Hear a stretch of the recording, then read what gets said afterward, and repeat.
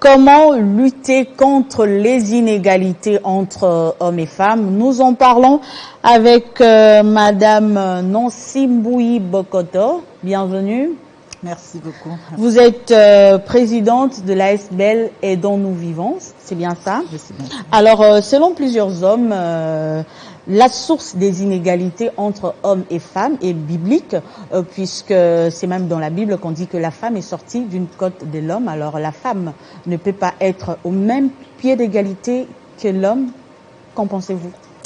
Moi, je pense que si on doit prendre cette assertion-là, que les hommes disent que la femme vient de la côte, je suis d'accord avec ça parce que c'est biblique, mais il ne faut pas oublier qu'on oublie une chose, que dans la Bible, il avait été dit que Dieu a dit qu'il n'était pas bon que l'homme soit seul, il fallait qu'il lui trouve un être semblable.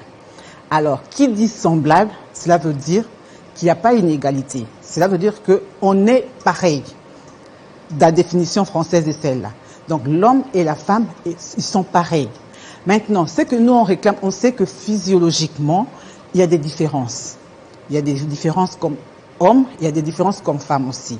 Maintenant, ce que la femme réclame dans les inégalités, c'est beaucoup plus les inégalités dans le droit. Ce n'est pas les inégalités dans tout ce qui est physiologique, dans tout ce qui est force, dans tout ce qui est plus fort que l'autre. Parce que si on doit se dire que non, voilà, la femme est sortie d'une côte de l'homme. Alors moi je dirais, alors pendant que l'homme dormait, Dieu a enlevé une côte. C'est-à-dire que chez l'homme, il y a quelque chose qui manque. Et cette côte-là, on a mis ça à la femme. C'est-à-dire que la femme est même plus que l'homme. Mais on ne va pas rentrer dans ce sujet-là. Moi je me dis, aujourd'hui on est en train de se battre par rapport aux inégalités liées aux droits de la femme. Alors, pourquoi ces inégalités? On a l'impression que c'est plus ressenti en Afrique. Est-ce que c'est un problème de mentalité, d'éducation? Moi, je dirais que, au fait, oui, d'abord, c'est un problème de mentalité. Parce que, au fait, aujourd'hui, nous, on est restés dans nos anciennes cultures. C'est ce que la femme est en train de lutter, de continuer à lutter pour le moment. Parce que nous devons lutter contre les obstacles culturels. Parce que aujourd'hui, chez nous, à Kinshasa, par exemple, je donne au Congo, par exemple, on a toujours des interdits par rapport à ce que la femme doit faire et ce que l'homme doit faire. Quand nos mamans nous éduquent à la maison, on nous dit, toi tu es une fille, tu dois faire ça, tu dois faire ça. Une femme, quand elle est enceinte, dans le choix de ses habits, tu vas voir que quand elle est enceinte, elle va faire l'échographie, on lui dit, tu auras une femme, elle va chercher les habits roses. Quand c'est un homme, elle va chercher les habits bleus. Donc là déjà, ça veut dire que dès le départ, dans notre éducation, il y a un problème. Donc c'est au niveau déjà de l'éducation, de la mentalité aussi. Dans d'autres pays, ils ont déjà dépassé ce stade. Mais c'est aussi au niveau des lois. Quand on voit par exemple dans les pays occidentaux, ils ont dépassé ces histoires dans la pratique de la loi. Parce que ici chez nous, on va voir par exemple que dans la loi qui dit l'autorisation maritale. Aujourd'hui, on n'en parle plus. La loi a déjà enlevé ça. Mais les femmes, ici, congolaises, ne savent pas que dans la loi, il n'y en a plus. L'applicabilité, ça ne se fait pas ici dans notre pays. Par contre, dans les pays occidentaux, on voit vraiment que les lois sont respectées. Au niveau du travail, au niveau, on va dire, au niveau de la politique, au niveau même des familles. Donc moi, je pense que c'est quelque chose que nous devons travailler dès la base de chez nous. Alors, Nancy Mbouyi, quels sont les combats que les femmes doivent mener aujourd'hui en priorité pour mettre fin à ces inégalités? Moi, je pense que le premier combat, c'est d'abord les combats, comme je viens de le dire tout à l'heure, les combats de droit. Réclamer les droits à tous les niveaux. Que ce soit au niveau familial, je ne dis pas que dans le droit entre l'homme et la femme, dans le mariage, je dirais pas, je n'entrerai pas dans ce domaine-là, mais dans tout ce qui est droit fondamental. L'homme et la femme ont les mêmes droits. À ce niveau-là, on doit déjà, c'est le premier combat. Et puis, le deuxièmement, je dirais, on doit donner la chance aux filles d'avoir la même chance que le garçon au niveau de l'éducation, au niveau de tout ce qui est formation professionnelle. Dans tout ce domaine-là, on doit donner la chance à tout le monde.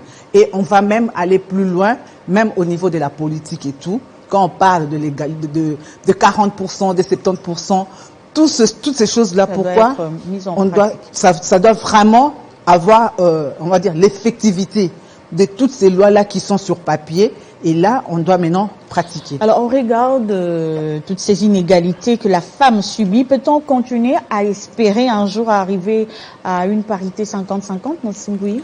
En tout cas, moi, je pense qu'on doit espérer. Parce qu'on n'est pas en train de se battre pour rien. On est en train de se battre pour quelque chose. Moi, je pense pas que les femmes, si les femmes se lèvent aujourd'hui, c'est pour qu'à la fin, elles se disent, on a perdu. Une femme, quand elle commence quelque chose, elle arrive toujours à la fin. Donc, elle a toujours quelque chose. Tôt ou tard. Donc, c'est pour ça. Notre combat aujourd'hui, c'est que à la fin, on arrive à avoir 50-50%. Nossim Bouyi, vous êtes présidente de l'ASBEL Aidons-nous vivants. Et justement, en rapport avec les activités liées à la journée mondiale de droits de femmes, vous avez échangé aujourd'hui avec plusieurs femmes. Quel a été votre message clé? Notre message clé était d'abord que les femmes puissent comprendre la force, l'intelligence, les capacités qu'elles ont et les mettre en pratique pour qu'elles puissent être autonomes. Pour qu'aujourd'hui, on ne puisse pas parler d'une femme dépendante financièrement, dépendante économiquement. La femme doit se battre pour que, quand il y a des décisions par rapport à la femme, qu'elle puisse être là. Dans les milieux où on parle de la femme, elle doit être là. La femme doit se battre pour être au Parlement. La femme doit se battre partout où elle sera. Elle sera, même si elle est dans l'agriculture, elle doit se battre pour connaître ses droits. Donc, notre message aujourd'hui, c'était de conscientiser la femme, qu'elle sache ce qu'elle est. Nous travaillons beaucoup plus avec les jeunes parce que nous savons que la jeunesse est l'avenir de demain. Et nous voyons toujours par rapport à la vision du chef de l'État qui veut que la jeunesse d'aujourd'hui puisse avoir quelque chose de meilleur dans l'avenir. Et pour ça, nous travaillons avec les jeunes filles pour qu'elles comprennent leurs capacités et qu'elles puissent les mettre en pratique. Et quels sont les principaux objectifs de votre ONG Aidons-nous vivants?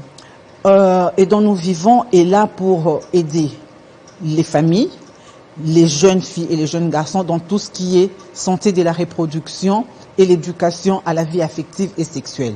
Donc, dans notre ONG, nous informons, nous animons et nous recevons tous les jeunes qui viennent nous poser des questions dans tout ce qui est éducation sexuelle et les parents aussi dans tout ce qui est santé de la reproduction. Donc, quand on a des soucis, par exemple, dans tout ce qui est planification familiale, nous, on est là pour aider les parents, aider aussi les jeunes, comment planifier les naissances. Donc, c'est un peu ça. Mais on a aussi des domaines, là, c'était un peu le volet médical, mais on a aussi le volet juridique. Là, on lutte contre toutes les violences sexuelles, comme nous avons des avocats. Nous avons des juristes, ils sont là pour aider les familles qui sont dans les difficultés, qui sont au niveau de la justice. On aide un peu les familles dans ce domaine-là. Le volet environnement aussi.